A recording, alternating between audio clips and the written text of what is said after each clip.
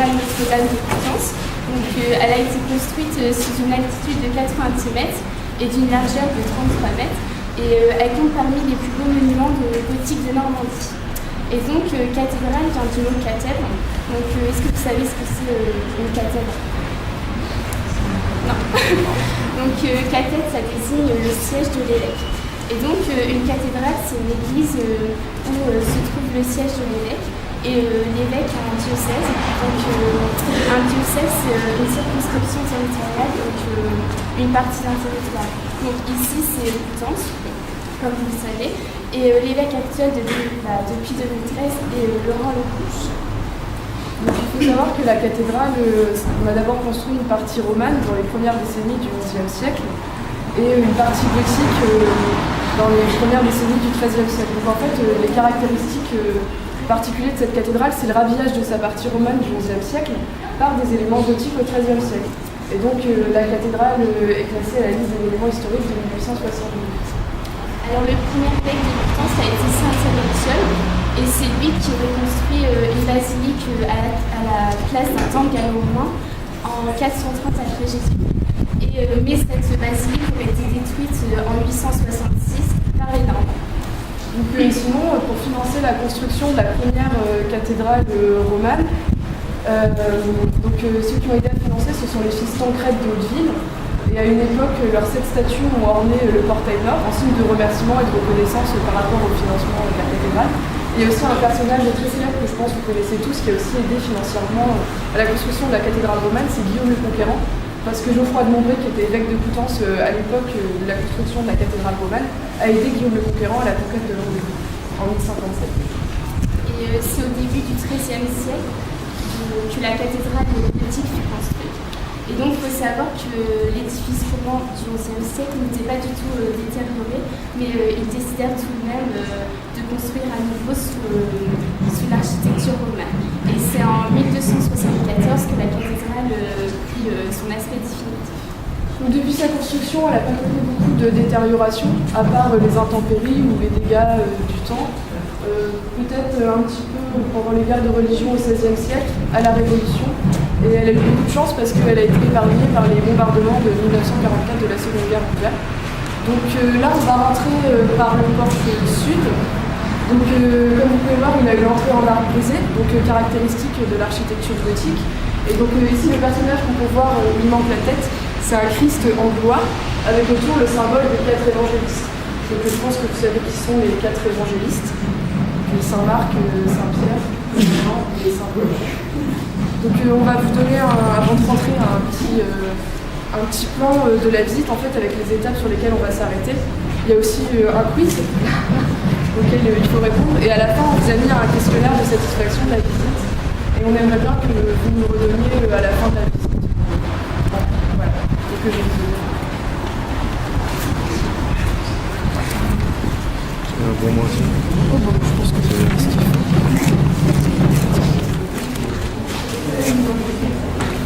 Je suis passé derrière la caméra.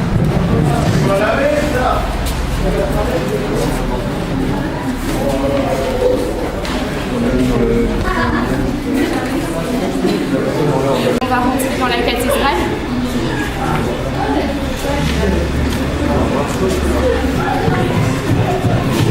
Devant l'orgue.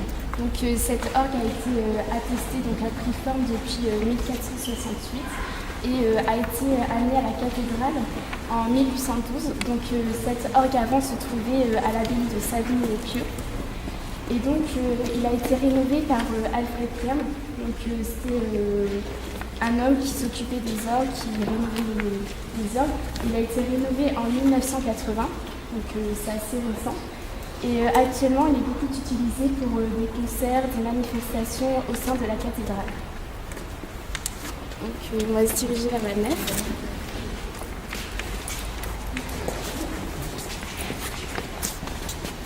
Donc, la nef désigne la partie centrale de l'église et elle mesure 8 mètres de largeur et 38 mètres de longueur. Et elle est composée de 3 étages. Donc le premier et deuxième étage s'appelle le Triforium aveugle. Donc pourquoi le Triforium aveugle? Car elle masque les anciennes tribunes du XIe siècle romanes. Les tribune romane. Pardon. Et le troisième étage est composé de fenêtres de grisaille qui est aménagé d'une sorte de circulation, d'un aménagement de circulation. Et donc cette nef est constituée principalement d'une architecture normande du XIIIe siècle. Voilà. Donc maintenant vous pouvez vous diriger vers le bas-côté droit, je vais derrière vous.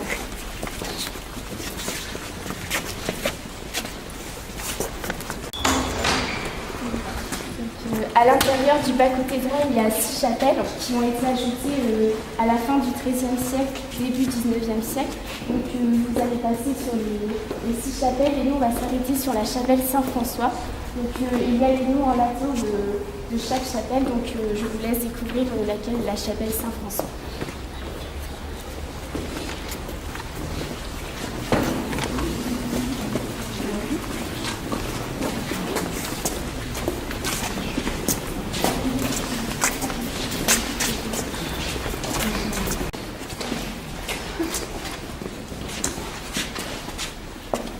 Donc voici la chapelle Saint-François.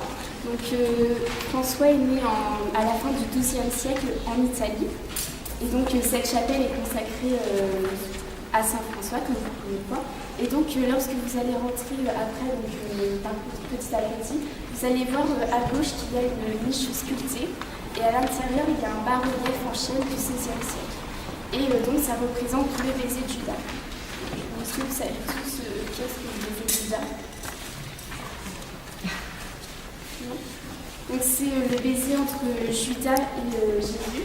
Donc Judas a fait ce baiser à Jésus pour le faire désigner soldat juif, et donc une sorte de trahison entre Judas et Jésus.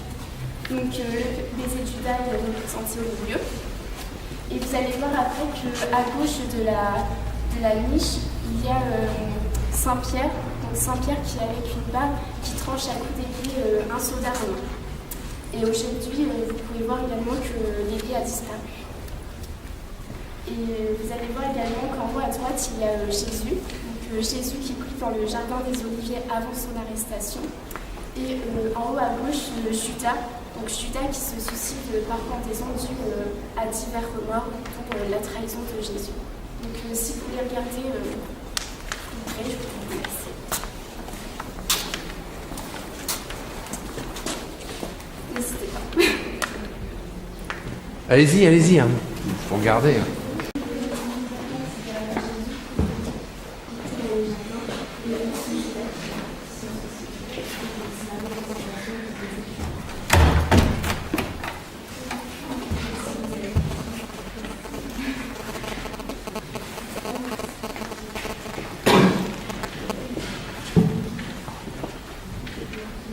Le sud qui est ici.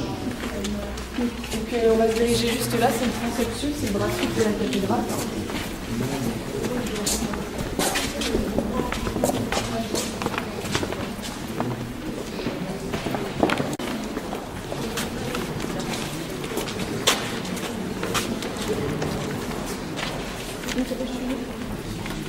Donc là on va s'intéresser au vitrail sud qui est ici. Donc comme vous pouvez le voir, c'est un vitrail en 3 lancettes, donc en 3 parties. Et c'est un vitrail qui représente le jugement dernier. Donc il faut savoir que le jugement dernier, à l'époque romane, il est assez souvent représenté dans les églises. Donc vous pouvez voir sur le panneau du milieu, tout en haut, le Christ qui juge les âmes.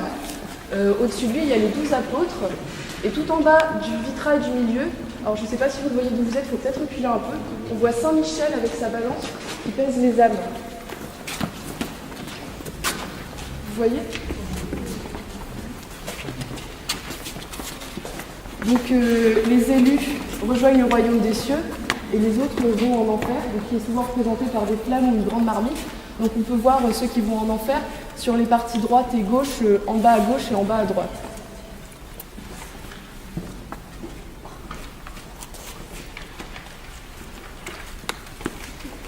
Donc vous voyez donc qu'il y a un puits, donc on va se mettre autour et je vais vous expliquer ça.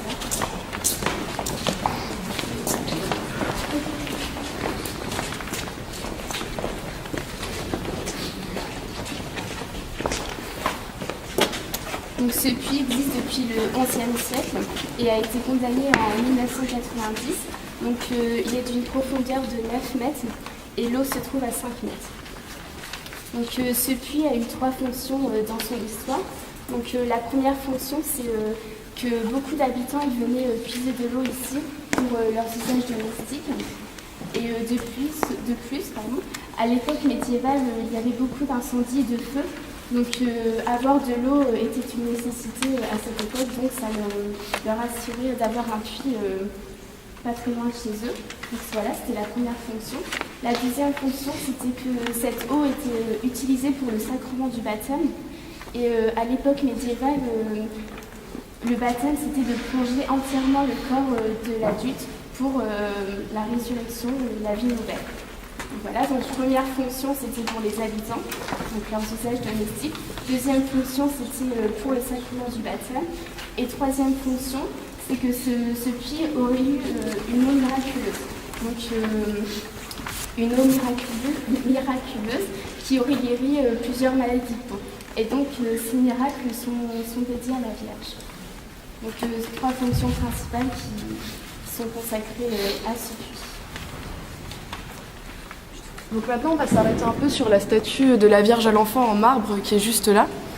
Donc c'est une statue qui date du XIVe siècle. Il faut savoir que le marbre à cette époque, c'était un matériau assez rare et très cher. Donc elle a été offerte par l'évêque Jean de Thieuville à la cathédrale de Coutances. Donc c'était l'évêque de Coutances, Jean de Thieuville, de 1315 à 1345. Cette sculpture a connu plusieurs maisons, si je puis dire, parce que donc elle a d'abord été donnée à la cathédrale et elle était au début située dans la chapelle axiale, qu'on verra tout à l'heure, chapelle qui est dédiée à la Vierge Marie. Donc c'était normal que la statue de la Vierge soit dans cette chapelle. Sauf qu'elle a été vendue à la Révolution, puisque vous le savez, à la Révolution, il y avait aussi la Révolution contre la religion et tout. Et elle a été acquise par un particulier qui ensuite en a fait don à l'église Saint-Nicolas de Coutances. Et elle a été restituée à la cathédrale qu'en 1946. Voilà. Donc c'est, paraît-il, la plus belle sculpture de la cathédrale Notre-Dame de Coutances. Donc on va s'arrêter aussi un tout petit peu, je vais juste... ici ce sont des reliques qui sont exposées, des différents saints qu'on peut voir sur les photos. Donc une relique, c'est un objet ou un os, quelque chose ayant appartenu à un saint qui a un caractère sacré pour des croyants, des chrétiens. Voilà, donc je vous laisse regarder d'un peu plus près.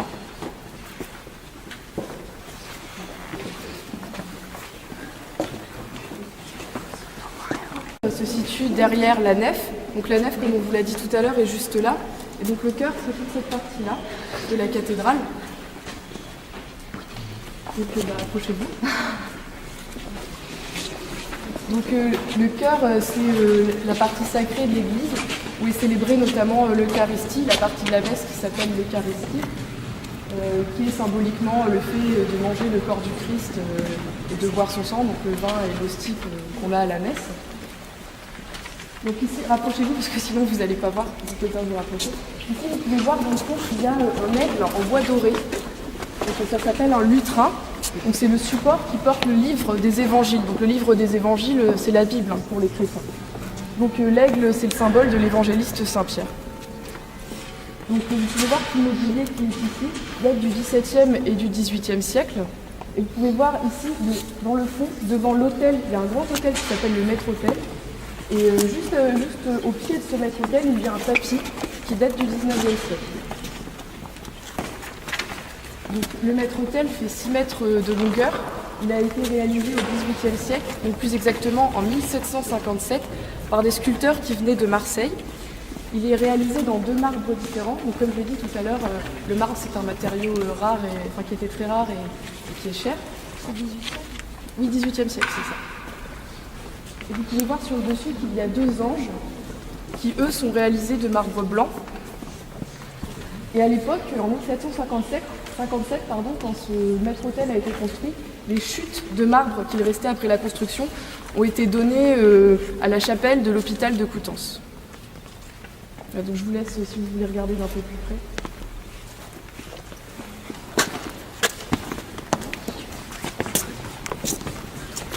comme vous pouvez le voir, la cathèdre, le siège de l'évêque dont on parlait tout à l'heure, est ici. Ça s'appelle une cathèdre.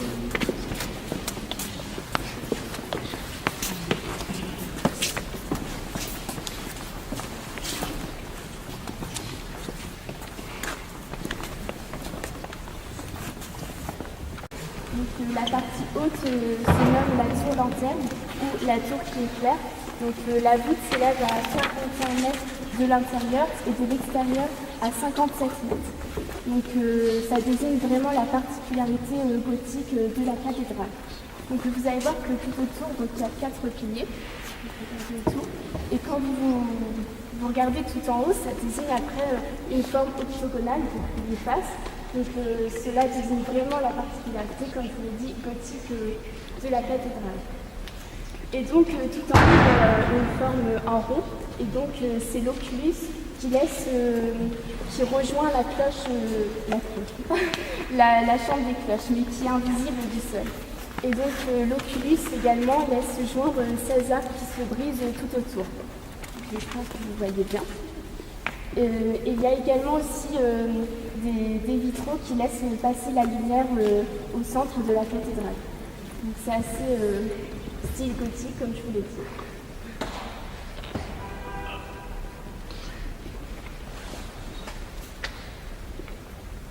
Donc maintenant, on va se diriger vers le déambulatoire sud. Donc ici, c'est les transepts, comme je vous le disais tout à l'heure. Et tout ce qui fait le tour du chœur, là, c'est le déambulatoire. Donc vous allez voir qu'il y a une série de chapelles très peu profondes qui sont dans ce déambulatoire. Donc ce sont des chapelles qui ont été construites au XIVe siècle. Parce qu'en effet, au XIVe siècle, on ressentait beaucoup le besoin de prier pour le salut de son âme, parce qu'il y avait la peste, il y avait la guerre de 100 ans, donc autant de raisons de prier. Et on va s'arrêter plus particulièrement sur une chapelle un peu spéciale, qui est clôturée par un petit bardage en bois, juste ici.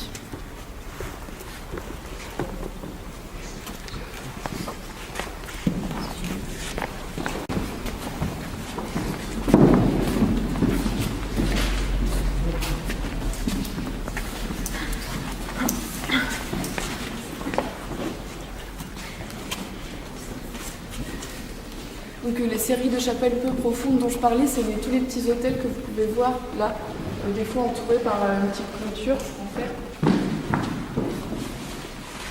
Donc cette chapelle, vous devez demander pourquoi elle est entourée d'un panneau en bois. C'est parce que ça souligne son caractère privé. Donc en effet, c'était une chapelle privée, uniquement destinée à l'usage privé du seigneur, de sa famille et de ses proches. Donc ce qui nous rappelle son usage seigneurial, c'est les blasons qu'on peut voir ici, en couleur, ici et là.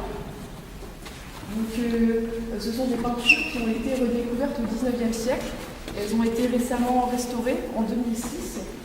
Donc, par exemple, sur le panneau qui est à gauche ici, je ne sais pas si vous voyez, on peut voir la Vierge Marie avec Jésus dans les bras, donc la Vierge à l'enfant, assise sur sa cathèdre. Et on peut voir Jean de Chifova accompagné de Sainte Catherine de Sienne et Saint Jean-Baptiste qui sont à genoux devant la Vierge Marie. On peut voir en haut à droite ici aussi Saint-Georges qui terrasse le dragon. Et à gauche, on retrouve encore un blason.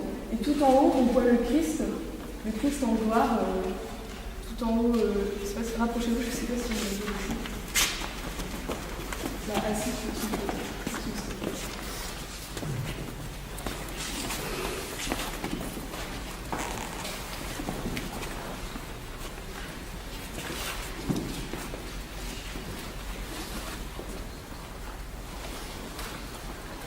Depuis l'entrée de la cathédrale, vous avez pu voir qu'il y a de nombreux vitraux. Donc ces vitraux sont la plupart modernes et ils ont miraculeusement échappé au bombardement de la Seconde Guerre mondiale. Donc ces vitraux laissent passer la lumière au sein de la cathédrale, donc comme la tour lanterne, je vous l'avais dit. Et donc nous, on va s'arrêter sur 2 vitraux.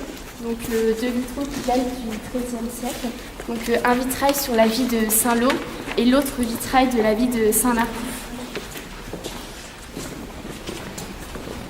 Donc un vitrail doit être compréhensible par tous, donc ça doit être simple à expliquer et a une fonction narrative et spirituelle. Donc on va voir ça avec le vitrail de Saint-Lô.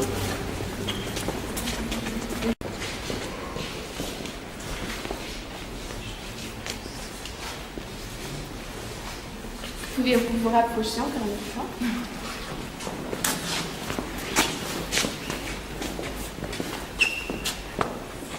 Donc, voici le vitrail au milieu de la ville de Saint-Lô. Donc, Saint-Lô fut un des premiers évêques de Coutances et né à Courcy. Donc, il a été connu pour plusieurs miracles, dont la guérison d'une aveugle. Donc, c'est pour cela qu'à Courcy, donc, la ville où il est né, la commune, pardon, a été dédiée une fontaine miraculeuse. Et notamment, aujourd'hui, beaucoup de personnes s'y rendent pour des maladies ou autre chose. Donc, nous, on va se concentrer sur l'avant-dernier panneau, donc à droite. Je ne sais pas si vous voyez, il y a un arbre. Le 5e à droite, en partant du bas. Vous voyez? Donc, vous voyez qu'il y a des personnages qui sont vêtus comme des moines, et à droite, il y a un arbre, où à l'intérieur, il y a des singes. Donc, les personnages, c'est Saint-Lô et ses compagnons. Donc, cette scène représente et se nomme pique-nique ininterrompu. Donc, pourquoi pique-nique ininterrompu? Car un jour, Saint-Lô a voulu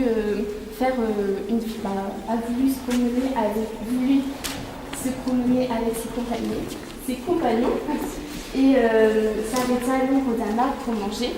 Mais le diable voulait faire tomber l'arbre sur Saint-Lô. Donc en fait, les singes étaient des démons. Mais Saint-Lô, pressentant ce désastre, a empêché par sa foi de faire tomber l'arbre. Donc ce fut un des miracles de Saint-Lô. Et donc cette scène représente la victoire finale entre le bien et le mal. Donc entre le bien qui est donc Saint-Lô et le mal, le diable. Donc c'est un des miracles de Saint-Lô, et donc le deuxième, la guérison du mal.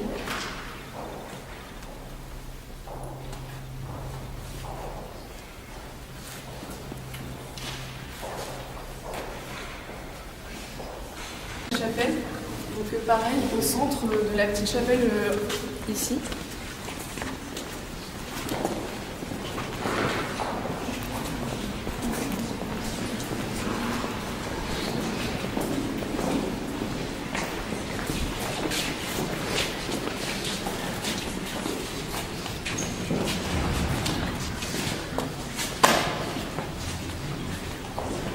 Saint Marcouf avait comme pouvoir de guérir des inflammations tuberculeuses dues à la maladie de la tuberculose. Et ces inflammations tuberculeuses, on les appelait des écrouelles. Et à l'origine, c'était les rois qui avaient comme pouvoir divin de pouvoir guérir ces écrouelles. Mais une légende populaire disait que dans une famille de 7 enfants, à condition qu'ils soient tous de même sexe, le 7e enfant avait le pouvoir de guérir ces écrouelles. Et c'était considéré comme un miracle. Et ce 7e enfant qui était capable de guérir les écrouelles, on l'appelait un Marcouf, d'où Saint Marcouf. Donc les miracles accomplis par Saint Marcouf sont justement la guérison de ces écrouelles. Et comme le disait Priscilla tout à l'heure, pour être canonisé, c'est-à-dire pour devenir un saint, c'est après la mort, il faut avoir réalisé au moins 2 miracles qui sont reconnus par l'Église. Voilà. Donc maintenant, on va s'intéresser à la chapelle que vous pouvez voir ici. Donc c'est la chapelle axiale, qui est dédiée à la Vierge Marie, comme je le disais tout à l'heure, quand je parlais de la sculpture de la Vierge en marbre blanc dans le transept de Sud. Et vous allez voir qu'elle est très colorée et qu'elle change vraiment avec le reste de la cathédrale. Donc ce sont des vestiges de peinture médiévale qui ont été retrouvés au XIXe siècle. Et donc on a essayé de faire une interprétation de ce qu'ont pu être ces peintures à l'époque médiévale. Mais ce n'est qu'une interprétation et non une reconstitution exacte de ces peintures. Donc vous pouvez voir que sur l'autel, si vous vous approchez, vous allez voir sur l'autel il y a une Vierge de Marie à l'enfant, en marbre également, mais qui est peinte cette fois-ci. Sur le sol, vous pouvez voir qu'il y a également des tombes d'évêques.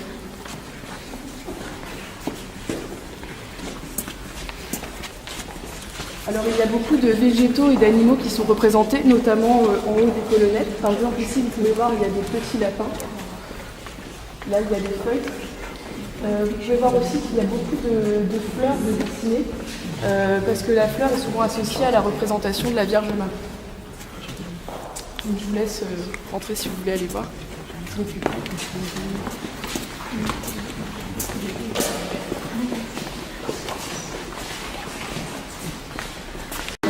Oui, on va continuer. On va continuer la visite. Donc tout à l'heure, nous étions sur le déambulatoire sud. Donc là, on va se diriger vers le déambulatoire du nord. Et on va s'arrêter devant une dalle de pierre grise. Donc je pense que vous la voyez d'ici.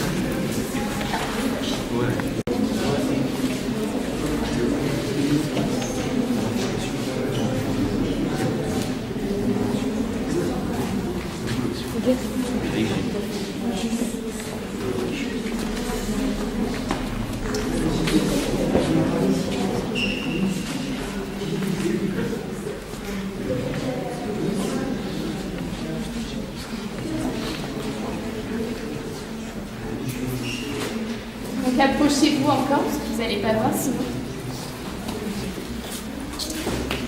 Donc, comme je vous l'ai dit, cette dalle de pierre grise aurait été retrouvée en 1905 derrière le maître-autel, donc celui qu'on a vu tout à l'heure derrière vous. Donc cette dalle de pierre grise serait en fait le couvercle du sarcophage de Geoffroy de Montbray. Donc comme on vous l'a dit tout à l'heure, Geoffroy de Montbray a été le premier bâtisseur de la cathédrale romane du XIe siècle. Donc ça a été le premier bâtisseur grâce à l'aide des Tancrèdes, donc les chevaliers de Hauteville-la-Guichard. Donc cette dalle de pierre grise serait le couvercle du sarcophage, mais aucune preuve le certifie.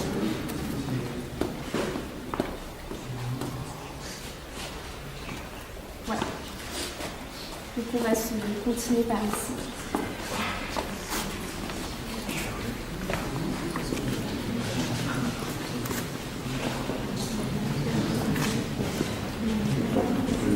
Transept nord, donc dans le bras nord de la cathédrale. Donc, tout à l'heure, on était dans le transept sud, là où il y avait la Vierge, le puits. Donc on pourrait avoir l'impression que le transept nord est plus petit que le transept sud, mais en fait les deux bras sont exactement de la même taille. Donc ici, vous pouvez voir un tableau en 3 parties, juste ici. On peut voir Thomas Becket, Saint-Georges et Saint-Blaise qui sont représentés.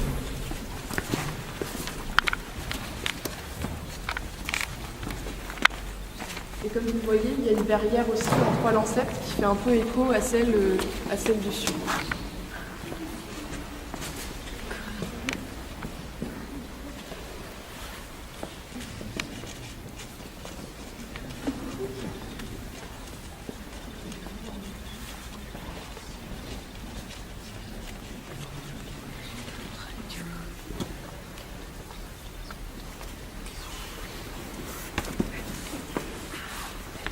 Maintenant, on va se diriger vers le bas côté nord, donc ici, et vous allez voir qu'il y a une série de chapelles qui font écho aussi à celle du sud qu'on a vue tout à l'heure. Vous savez, quand on vous a demandé de retrouver la chapelle Saint-François en latin, là on va vous demander de retrouver la chapelle Saint-Martin. C'est écrit en latin aussi, donc on se retrouve devant.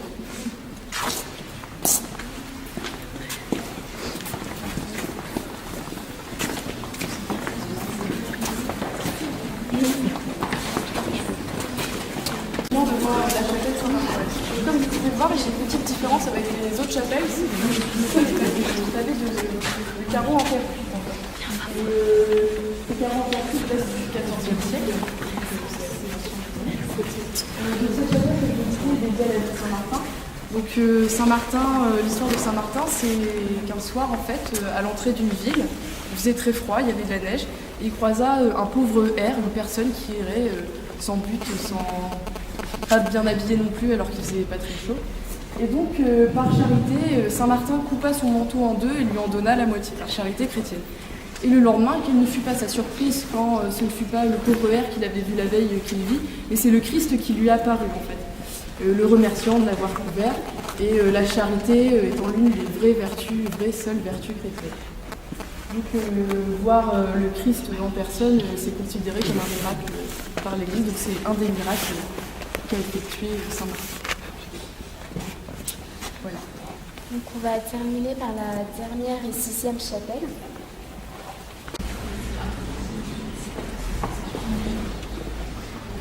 Donc cette chapelle est dédiée au sacrement du baptême.